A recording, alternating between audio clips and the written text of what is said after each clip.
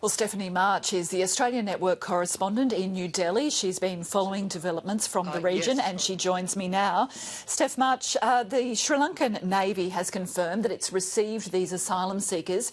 Do we know much about the actual handover itself, whether it was orderly, for example? Well, that's right. The Sri Lankan Navy has confirmed that the transfer of 41 asylum seekers and one dog occurred yesterday, about 20 to 25 miles south of the island nation that is Sri Lanka. Okay. I spoke to the head of the Navy, the spokesperson for the Navy and the spokesperson for the Army.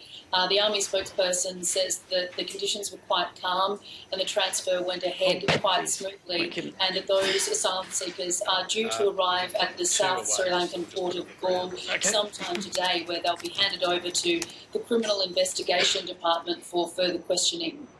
So they'll be handed over to the Sri Lankan Immigration Department, is that right, for questioning?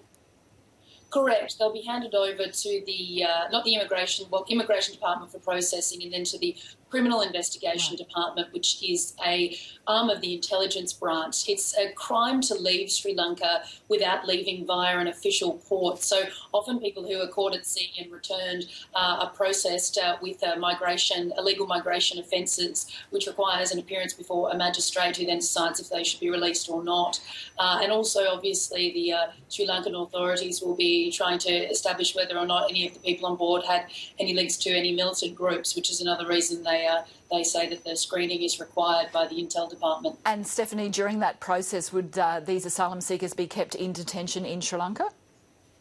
That's correct. The Army spokesperson did assure me that it's usually a very quick process, that they appear before a magistrate within 24 to 48 hours. And then in most of the cases, he told me there'd been 4,300 people processed this way in recent years, and 99.9999% were his words, had been released almost immediately. Human rights lawyers in Colombo dispute that and say some are held under terror laws for up to 28 days or even longer, and what happens to them in detention is again an unclear thing. Often human rights lawyers and refugee advocates say that they face torture and other cruel punishments in there. But again, there's different messages that we get from the Sri Lankan authorities and also from the lawyers that represent those. The Immigration Minister here in Australia, Scott Morrison, has said once again today that Australia has followed all of its international obligations, and to suggest otherwise is offensive. Have Sri Lankan authorities commented about the lawfulness, if you like, of this procedure? No, the Army spokesperson just said they were working closely with Australia on this, as they have a good relationship on these matters, and that they would continue to do so.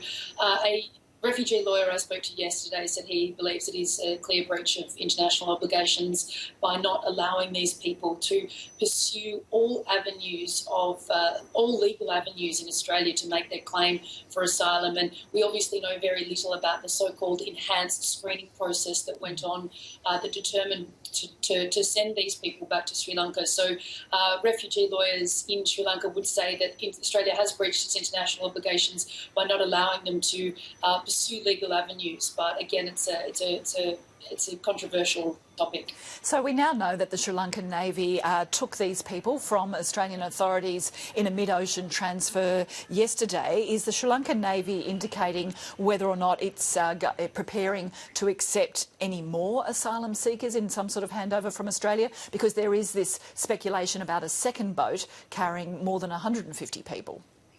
No, the Sri Lankan authorities wouldn't tell me if there's any plans underway. They said they have no word about anything like that yet. But obviously, if that's something the Australian government wanted, that they would be in discussions with the Australian government.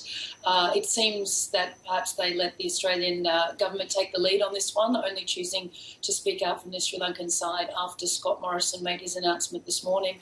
So whether or not we would find out in advance from the Sri Lankan authorities, or whether we would have to wait for word from Australia is also up in the air. It's important to note this boat with more than 150 on board apparently left from India, not from Sri Lanka, which would obviously further complicate who would be accepting these people if they were to be sent back to somewhere in South Asia. All right, Stephanie March there live from New Delhi. Thank you very much for joining us today. Thanks, Kim.